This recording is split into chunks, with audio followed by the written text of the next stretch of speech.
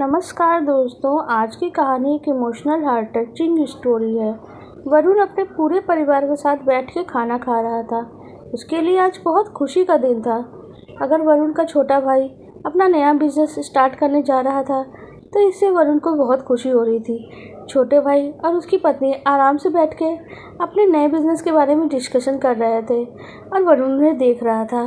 उन्हें कहा, तब तक अपनी पत्नी को अपनी छोटी बहन को भी कह दो, जिसका इशारा उनकी देवरानी की ओर था, कि वो तुम्हारी हेल्प कर दे। वरुण की पत्नी सुमन ने कहा, नहीं जी, कोई दिक्कत नहीं है। मुझे अपने हाथों से अपने परिवार को खिलाना बहुत पसंद है, जैसे मैं अपने छोटे बच्चों को खिलाती हूँ। वैसे भी मैं अपने देवरानी को वैसे ही खिलाती हूँ, अगर वो मेरे बच्चों जैसी ही है। यह सुन के वरुण अपनी पत्नी पे गर्व कर उठा, पर यह सब कुछ उतना अच्छा नहीं था जितना अच्छा दिख रहा था। कुछ देर में ही एक घटना हुई जिसके बाद सब कुछ बदल गया। वरुण अभी खाना खा के उठा ही था कि फ़ोन बजा। फ़ोन उठाया तो उधर घबराई सी आवाज़ आई आकाश की। आकाश, तुम इतना क्यों घबरा रहे हो? ये आवाज़ मैनेजर की आवाज़ थी।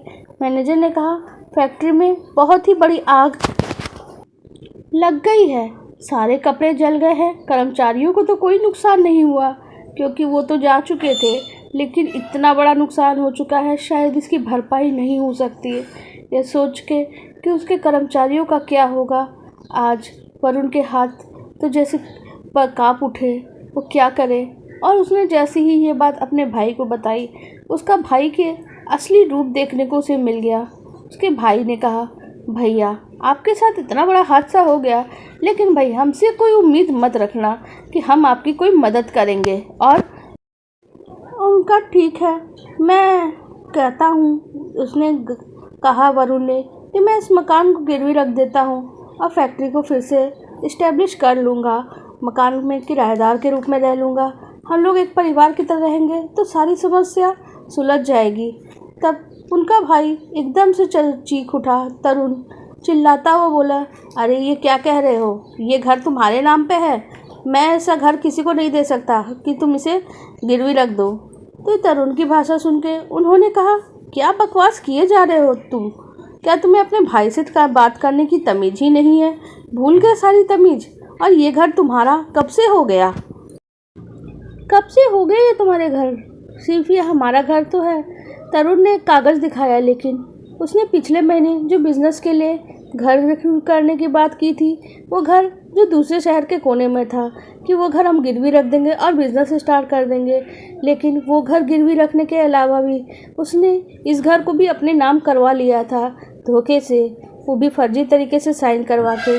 और उसने अचानक ही अपना बदला हुआ रूप दिखाया और सीधे सीधे वरुण को कहने लगा, आप अपनी पत्नी और बच्चों को लेकर मेरे घर से निकल जाइए। ये घर सिर्फ और सिर्फ मेरा है और इस पे पूरा हक मेरा ही है। मैं अपनी पत्नी और बच्चों का देख लूँगा। वरुण को इस धोखे की उम्मीद नहीं थी, ना ही सुमन जी को। देवरानी जी ने अपने बच्चों के तरह रखा था उसने, और पूरे परिवार के साथ उसने ऐसा किया। लेकिन भगवान की कृपा वहाँ से शुरू होती है जहाँ हमारी सोच ख़त्म हो जाती है, वहीं से शुरू होती है भगवान की कृपा। सुमन ने कहा, ठीक है, मैं इस घर से कुछ भी नहीं लेकर जाऊँगी। तुम गहने रख लो, तुम अपने कपड़े में रख लो। मैं केवल 2-4 कपड़े अपने परिवार, अपने बच्चों के लिए लेके रखूँगी। लेकिन एक चीज़ है जो वो सिर्फ़ और सिर्फ मेरी है, तुम्हारी नहीं। वो माँ मुझे दी थी, मेरी माँ ने दी थी मुझे, वो मैं ज़रूर ही लेकर जाऊंगी और तुम उसे मुझे ले जाने से नहीं रोक सकती।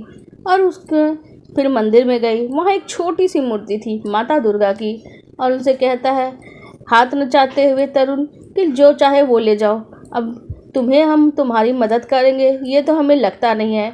उसके बाद वो मूर्ति लेके बाहर जाती हैं। वो फिर से ताना मारता है, मुझे नहीं लगता कि भगवान तुम्हारी मदद करेंगे, और तुम लोग तो किसी लायक हो भी नहीं, और तुम्हारे बच्चे भी इतने छोटे हैं। लेकिन वरुण उनकी बातें सुने बगैर घर से निकल जाता है, अपने सामान, अपने बीवी बच्चों के साथ। सुमन की भी आंखों में आंसू थे और वरुण के भी आंखों में। दोनों बच्चे 5 और 7 साल के थे। उन्हें तो कुछ समझ में भी नहीं आ रहा था आखिर चाचा ने उनके साथ ऐसा क्यों किया। वो दोनों आगे बढ़ते जा रहे थे। फिर एक जगह उन्होंने बैठने की इच्छा से, जहाँ थकान महसूस हो रही थी, मूर्ति को वहाँ रखा एक पेड़ के पास, और वहाँ पहले से ही दुर्गा माँ की एक पहले से तस्वीर थी। दुर्गा माँ की तस्वीर के आगे सुमन और वरुण हाथ जोड़ते हैं और उनसे कहते हैं, हमने सभी सोचा नहीं इतनी बड़ी मुसीबत एक साथ आ गई, पर जिसे अपना समझा उनकी असलियत भी सामने आ गई। पर अब आप ही कोई रास्ता दिखाओ, कुछ करो। तब तक उनको फैक्ट्री से फिर से फ़ोन आता है। मैनेजर बोलता है, कुछ उपाय हुआ क्या? तो उसने सारा सच मैनेजर को बता दिया, जो कुछ घर में घटा था। मैनेजर ने कहा, आप चिंता मत करिए, इतने सालों से आप हमारे परिवार की तरह देखभाल कर रहे हैं, मैं यहाँ आ रहा हूँ। और मैनेजर अपनी गाड़ी से वहाँ आता है, जो एक छोटी सी गाड़ी थी, एक स्कूटर। और वरुण के सामने वरुण के पास बहुत सी गाड़ियाँ होती थी उस समय, लेकिन आज उसके पास कुछ था नहीं। और वो वरुण की सारी संपत्ति जो तरुण अपने नाम करवा लिया था, वहाँ पे वह अकेले अपने परिवार के साथ खड़ा था। और उसके बाद मैनेजर वहाँ पहुँचता है।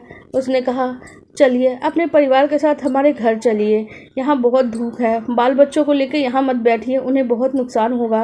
भाभी जी, आप भी हमारे साथ परिवार में चलिए, आपको कुछ भी बुरा नहीं लगेगा। मैनेजर का घर उनके घर से काफ़ी छोटा था, लेकिन मैनेजर का दिल उनके दिल से भी बड़ा था। पत्नी और बच्चों ने उनका खुले दिल से स्वागत किया। 1 महीना बीत गया। वरुण किराए के घर की तलाश कर रहा था, पर उन्हें कुछ समझ में नहीं आ रहा था कि कहाँ से क्या शुरू करें, क्योंकि पैसे की भी तो दिक्कत हो ही रही थी। मैनेजर ने कहा, आप चिंता मत करिए, सब कुछ ठीक हो जाएगा, माता दुर्गा आपके साथ है, वो ज़रूर कुछ ना कुछ कर देंगी।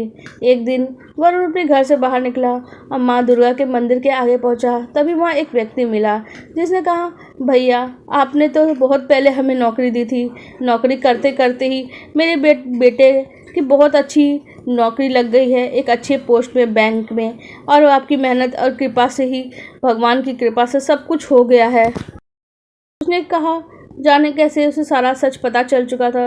उसने कहा, चिंता मत करिए, मैं अपने बेटे से बात करके आपके लिए लोन सेंक्शन करवा दूंगा, और कोई वारंटी भी नहीं लेगा, कुछ दिनों में लोन सेंक्शन भी हो जाता है। माता दुर्गा की कृपा से बिजनेस फिर से शुरू होता है।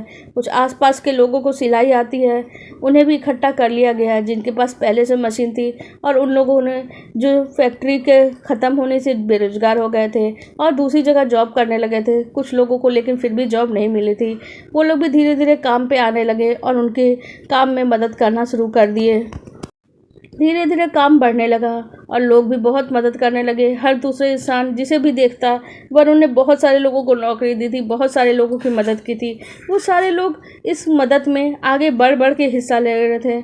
बहुत ही जल्दी वरुण का लगभग 1 साल के अंदर फैक्ट्री फिर से स्थापित होने की स्थिति में आ गई, क्योंकि फैक्ट्री की जगह अभी भी वरुण के ही नाम पे थी। और उसके भाई ने हर जगह से पता किया, फिर भी वो व्यक्ति की जो वह फैक्ट्री है वो फिर से स्थापित कर दी गई। वरुण के भाई ने उसे अपने जीवन पहले से बेहतर होने लगा और फिर तरक्की बढ़ने लगी। माँ दुर्गा की कृपा साथ चलने लग गई और उनके साथ मिलने से, माँ दुर्गा की कृपा मिलने से उनका जीवन बहुत अच्छा होने लगा। लेकिन इसी दिन कई साल बीत गए। एक दिन वरुण को फ़ोन आता है तो पता चलता है कि तरुण की तबीयत बहुत ख़राब हो चुकी है। अस्पताल में कहा, भाई मुझे मेरे कर्मों का फल मिल चुका है, मुझे नहीं पता था मेरे कर्मों का फल इतना बुरा होगा।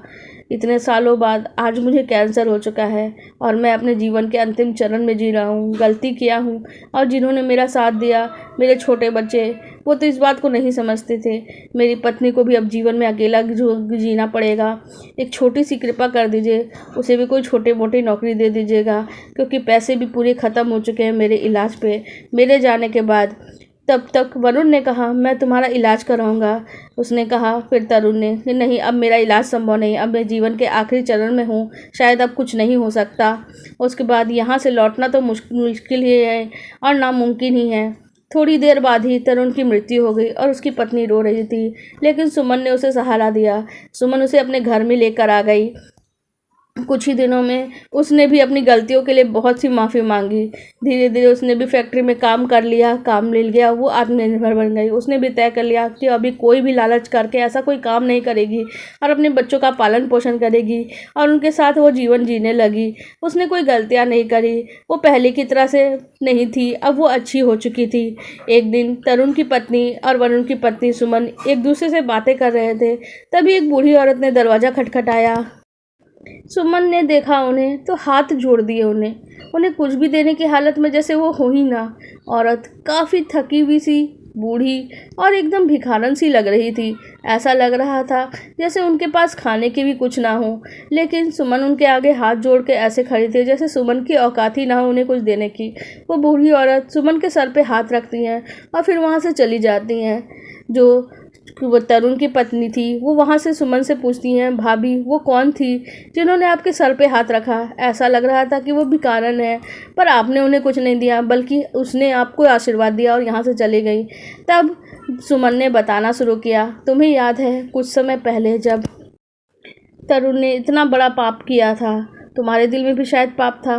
उस समय तुमने तरुण का साथ दिया था, हमारी फैक्ट्री जल गई थी, हम एक पेड़ के किनारे असहाय से बैठे थे, मंदिर से बाहर निकल रहे थे कुछ लोग। उसी दिन मंदिर की एक छोटी सी छवि थी, वहाँ जो दुर्गा जी की छवि और दुर्गा जी की मूर्ति मेरे हाथ में थी। तभी एक बूढ़ी औरत, उतने साल पहले करीब 19 साल बीत गए। इतनी अजीब बात है, इतने साल में मैं ना तो उनकी उम्र बढ़ी और ना ही उन्हें कुछ हुआ। वो वहाँ आई थी और वो मेरे ठीक सामने आई और उन्होंने मुझसे कहा, तुम चिंता मत करो, सब कुछ ठीक हो जाएगा और जो ठीक नहीं होगा मैं उसे ठीक कर दूंगी। और इतना कह के वो वहाँ से चली गई और कुछ दूर जाके वहाँ से गायब हो गई।